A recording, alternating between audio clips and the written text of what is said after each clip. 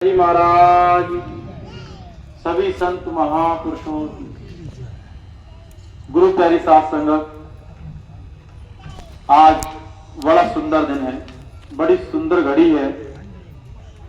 ये महा हुजूर कृपाल सिंह जी महाराज के जन्म दिवस का है और अगले 4 दिन के बाद दीपावली को होली है और होली में एक प्रतीक है प्रेम का। पुरानी बातों को छोड़कर अच्छी बात ग्रहण करें। और स्वामी जी महाराज कहा करते थे, सत्संग करत बहुत दिन बीते, अब छोड़, सत्संग करत बहुत दिन बीते, अब तो छोड़ पुरानी रीते। नया मॉडल आ गया है, पुराना मॉडल छोड़ दीजिए। जब कहीं एजेंसी पे जाते हैं ना, तो पुराना वर्जन गाड़ी कोई नहीं लेता, नए मॉडल पे हाथ रखते हैं। हमारे परम पूज्य गुरु महाराज यही सिखा रहे हैं, ध्यान साधना हमारे जीवन में कितनी महत्वपूर्ण है।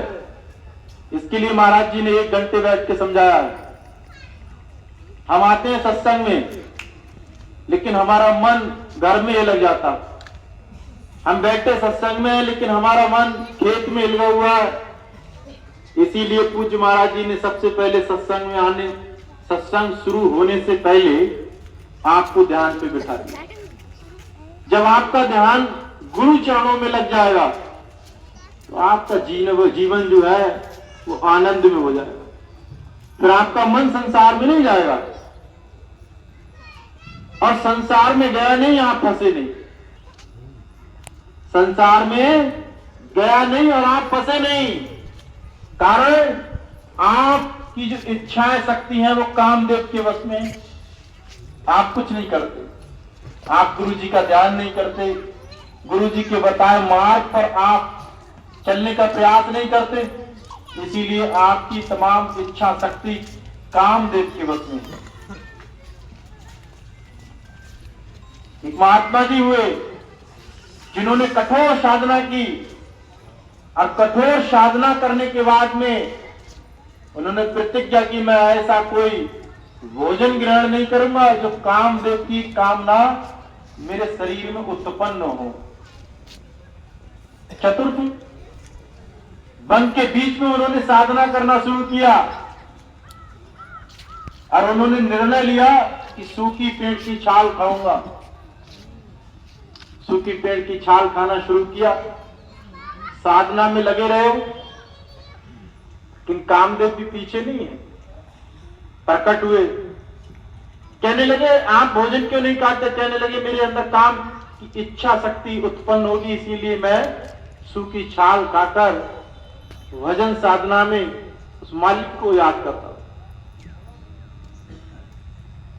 कामदेव कहने लगे 2 मिनट लगेंगे आपको डिगाने में।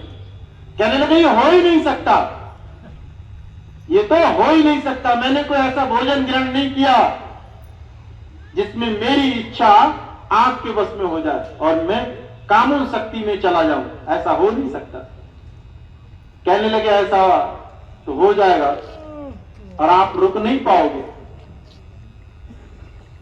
उन्होंने अपनी दैविक शक्ति से एक कन्या का जन्म दिया।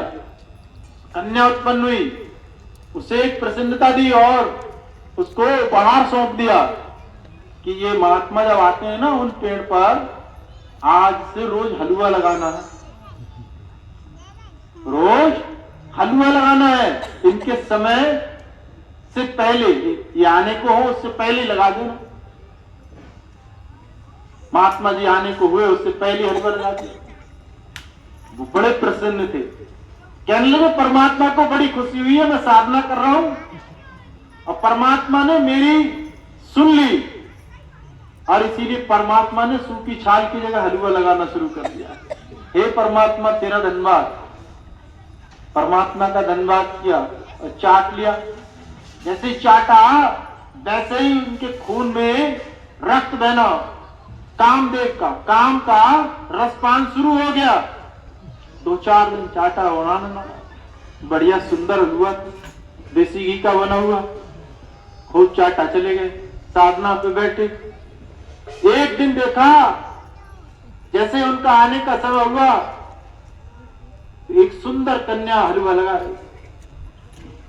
उन्होंने डांट मारी, कौन? गुरुजी, मैं आपकी सेवा के लिए हाजिर हुई हूं। आपके सामने इसलिए हिम्मत नहीं पड़ती क्योंकि आप साधक हैं। मैं चाहती हूं कि आपकी सेवा करूं। मैं ये मेरे मन में प्रश्न उत्पन्न हुआ और मैंने ये कार्य शुरू कर दिया। कहने लगे, आज से घबराने की जरूरत नहीं है और पेड़ पर भी हलवा लगाने की जरूरत नहीं है। जिस पात्र में बनाती हो वो पात्र मेरी झोपड़ी में लेके चले आए, मेरी झोपड़ी में लेके चले आना। सुनिए, आप 30-40 साल साधना की और साधना करने के बाद में मानव का हित कहा गया। और ये एक बहुत ही महत्वपूर्ण भारत के विशाल संत महापुरुषों की वाणी के तहत सुना मैंने। उन्होंने बताया, हलवा चाटा तो उनके खून का रक्त जो था बहाव तेज हो गया, सूखी हड्डियां थी उनमें जान आ गई, कामदेव की इच्छा जागरूक हो गई। कहने लगे, अब कहीं जाने की जरूरत नहीं, आराम से ले आना। पूछने लगे, आपकी शादी हुई है? नहीं गुरुजी, शादी नहीं। घबराने की जरूरत नहीं है, मैं चाहता हूं कि आप जैसी सुंदर कन्या से मेरा विवाह हो जाए।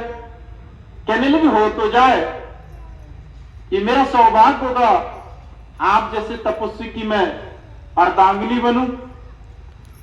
लेकिन गुरुजी, एक शर्त मेरे पिता ने एक शर्त रखी। जल्दी बताओ, कौन सी शर्त है? उन्होंने कहा, मेरा पिता यहां से 500 मीटर दूर खड़ा हुआ है।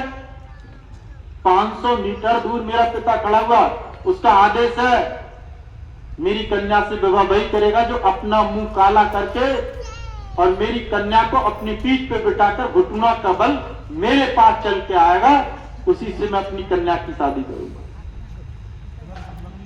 40 साल साधना की।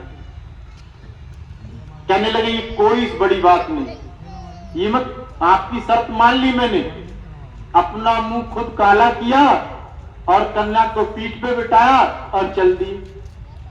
किस ओर है आपका पिता? कहने लगे, इसी ओर है, थोड़ी दूर चली।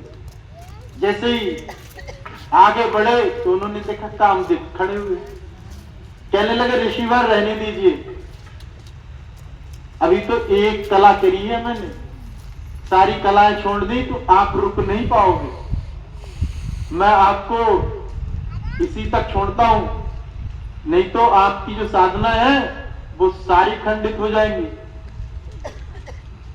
सारी खंडित हो जाएंगी।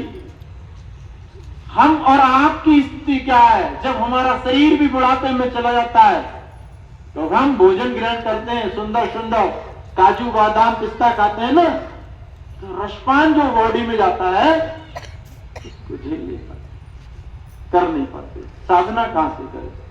इसीलिए संत महापुरुष आए हैं, वो कहते हैं सही जगह अपनी ताकत का इस्तेमाल करना शुरू कर दीजिए, फिर आपका जीवन आनंद में होगा।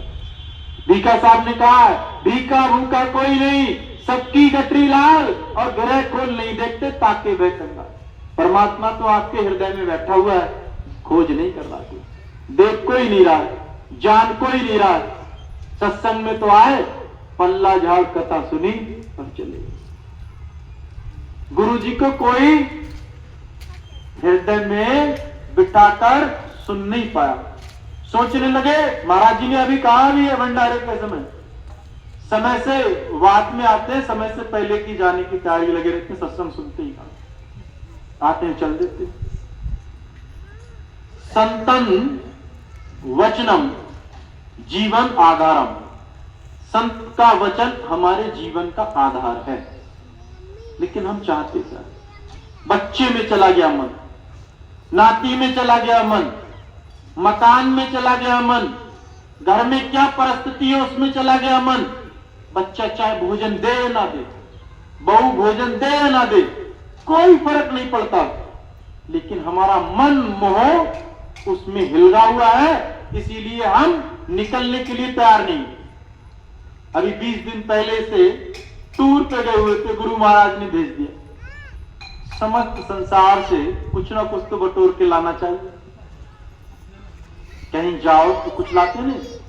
कहते हैं कि हरिद्वार जाए तो कुछ ना कुछ क्या लाते हैं, प्लास्टिक का सामान भर लाए।